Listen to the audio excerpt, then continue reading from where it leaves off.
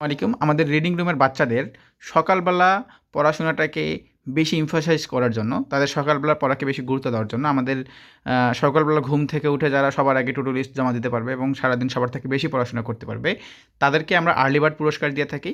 তো এখানে আমি এইচএসসি 26 ব্যাচের লিডার বোর্ড দেখতেছি। এইখানে সব থেকে বেশি পড়াশোনা করেছে জাকিয়া, তারপরে বেশি পড়াশোনা করেছে কারিমা আক্তার বৃষ্টি, তারপর সামিরা খাতুন। কিন্তু আমি এই তিনজনেরই আমলনামা চেক করেছি এবং দেখেছি যে তাদেরকে দেখাই যে তারা পড়াশোনা শুরু করেছে। জাকিয়ে পড়াশোনা শুরু করেছে 7:36 তারপর বৃষ্টি পড়াশোনা শুরু করেছে 7:11।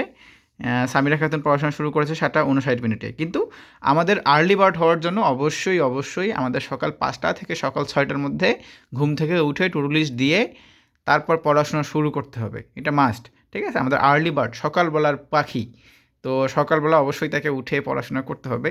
তবে আমাদের ফোর্থ নাফিজা তানজিল, সে কিন্তু ভাইয়া নিয়মকানুন মেনে সকাল 5টার সময় ঘুম থেকে উঠে পড়াশোনা শুরু করেছে। ওকে, সকাল 5টায় ঘুম থেকে উঠে পড়াশোনা শুরু করেছে।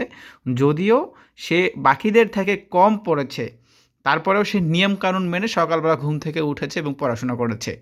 সো এর ভিত্তিতেই আমরা তাকে আজকে আর্লি বার্ড হওয়ার জন্য মনোনীত করব এবং সে যদি এভিডেন্স দিতে পারে যে সে আসলেই এতগুলো পড়াশোনা করেছে, তারপর কালকে তাকে আর্লি বার্ড ঘোষণা করে পুরস্কৃত করা হবে।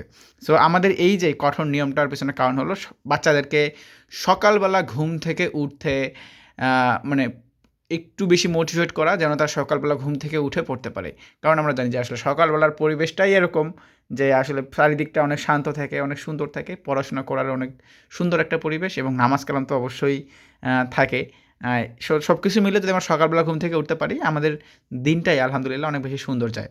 যার কারণে আমাদের এই পদক্ষেপ নেওয়া এবং আজকের উপরের 3জন এলিমিনেট হয়ে গেল আর্লি বার্ড থেকে, শেষের চতুর্থ ব্যক্তি আর্লি বার্ড হওয়ার জন্য মনোনীত হলো।